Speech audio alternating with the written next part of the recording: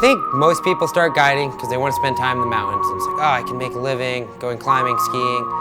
But I think most people that make a career out of guiding, it's because they enjoy that satisfaction of going out there with somebody and having the experience, I guess, through their lens. I mean, I think of mountain travel, climbing, skiing, it's a dangerous activity and it's quite selfish. And guiding is a little more selfless, like you're there for somebody else. And if all you want to do is guide and it's about you, it's probably not sustainable and you're probably not going to be very good at it.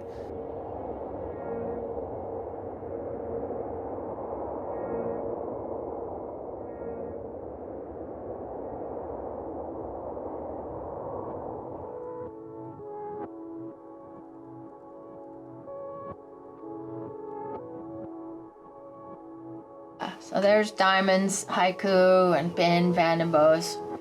It's really super interesting, really connected to the snow. This is a super cool spread here. Way back to volume 1. Yeah. My name's Lynn Wolf. I live in Driggs, Idaho. I am a retired mountain guide. I worked for years and years for Jackson Hole Mountain Guides and for Axum. I'm currently the editor of the Avalanche Review. Teach a little bit in the professional curriculum. Really just a powder skier.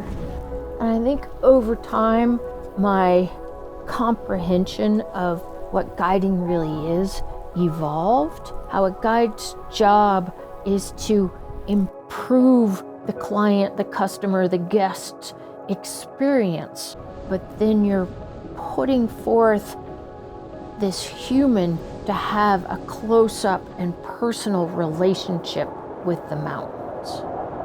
Now that's sort of how my relationship with Diamand came about.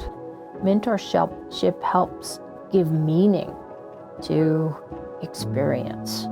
You know, it's somebody you can bring your near miss or bring your accident to. And I know I've been that for Diamand. You know, help me make sense out of this story. Yeah, I mean, I think mentorship takes on a lot of different forms, you know, and flows in different directions. And these mentor-mentee relationships are always sort of evolving.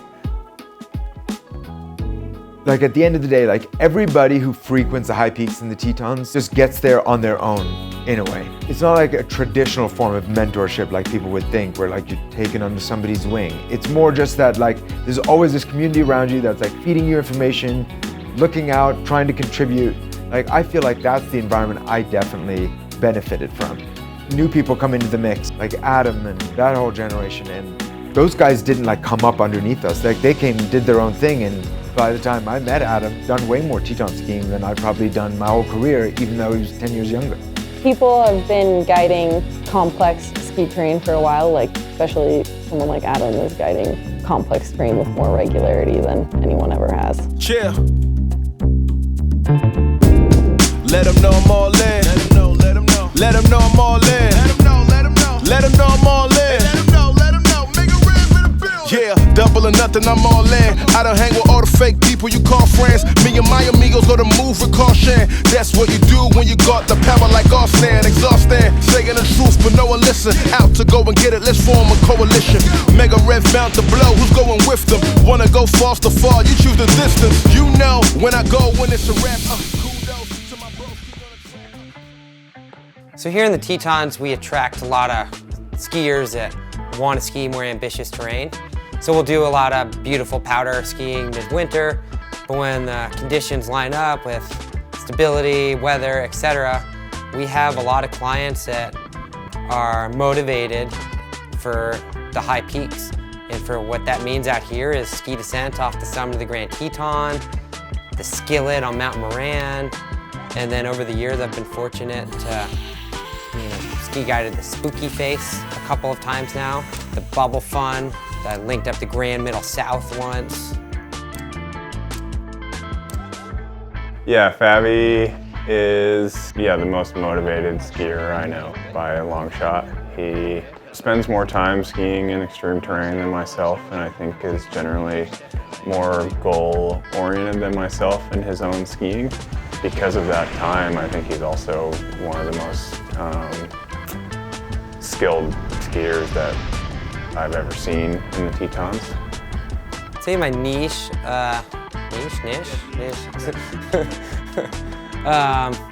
is sort of the funky technical terrain. I mean, that's what I like to do recreationally with my buddies for fun. And then over the years, I've acquired quite a few clients that like to ski that kind of terrain as well, and we'll progress towards that, whether it's over the course of a season or for some people a couple years. And I've had the opportunity to ski guide a number of runs, so some of the more extreme test BC kind of terrain in the range.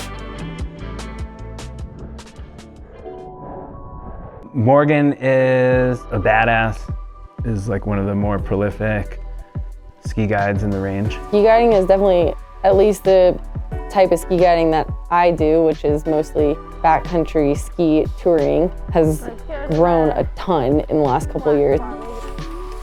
I help run a backcountry ski program for kids. Kids in the community can sign up for it, and they get to go backcountry skiing in Grand Teton National Park on the weekends with excellent guides. Yeah, it's a really cool program that I think builds an awesome foundation for being in the mountains as a kid. You sort of need mentorship to learn how to be a capable person in the mountains. So it has to be some sort of organic thing. Have you ever skied the East Basin Ranger? Yeah, once. It's pretty good. It's fun, like coming out the canyon and everything, you know.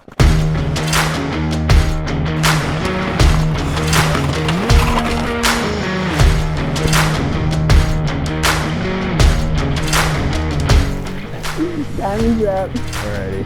Yeah, I'll tuck in right and I'll just give it a loud shout, but I think basically like when I go out of view, you'll be good, but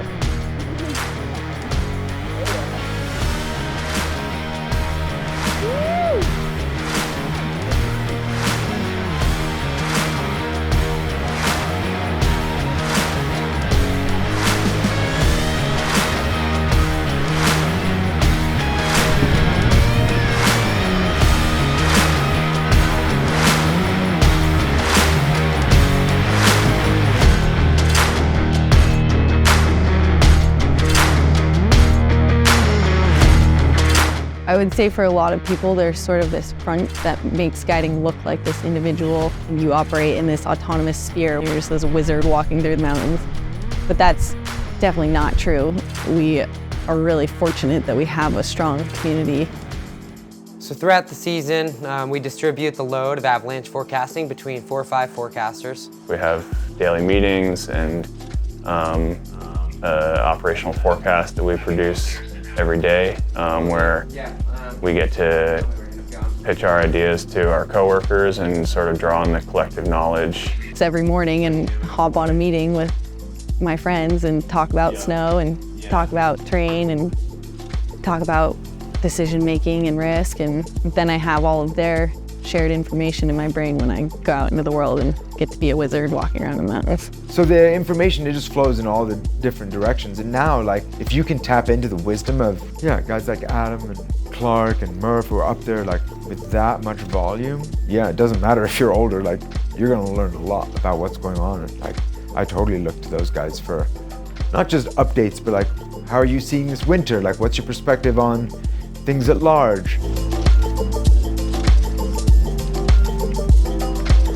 What's an acceptable amount of risk? It's different for everybody, but it's different for me when I'm guiding, obviously, than when I'm with friends on my day off. The mountains are always different every day you go out there. That's what keeps it interesting, is you're just always kind of reading the weather and the mountains and adjusting.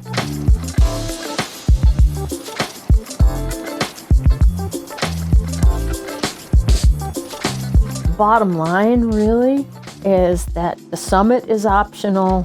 Skiing powder is highly desired, but optional. What's mandatory is returning to the parking lot at the end of the day.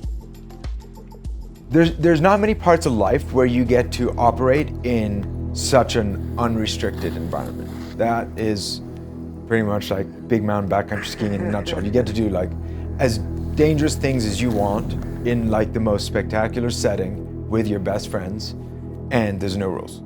Dude, this has been a gift.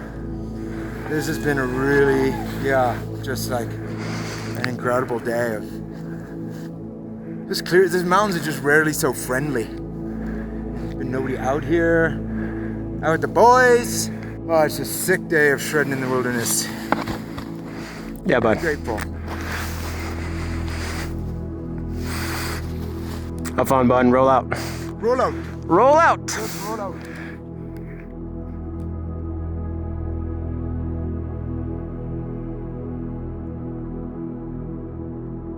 I think that a huge part of risk management is acknowledging uncertainty.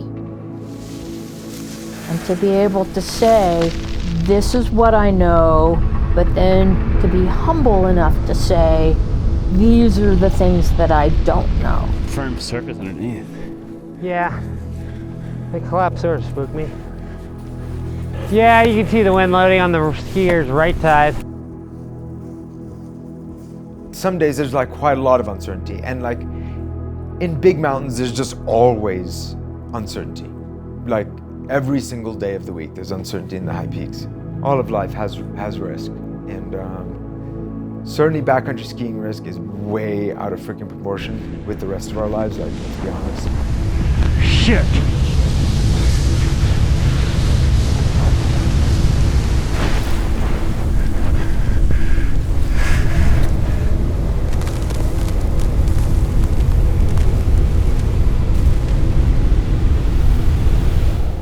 It's still dangerous out there, and I think you're kidding yourself if you say that you're invincible and nothing could ever go wrong to you, and the more you expose yourself to risk, the more that you're susceptible to one day having a bad day.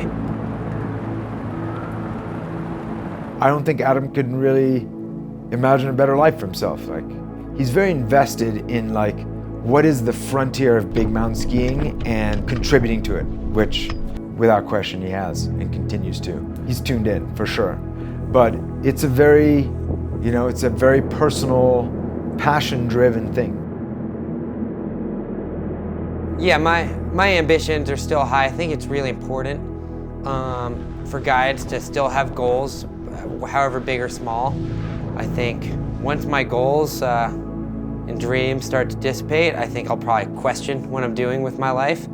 So I think it's important for me to have those, and just a few every season, and some might be lifelong goals, and some might be beyond me. But if it's a goal that seems easy to obtain, it doesn't really seem like a proper challenge.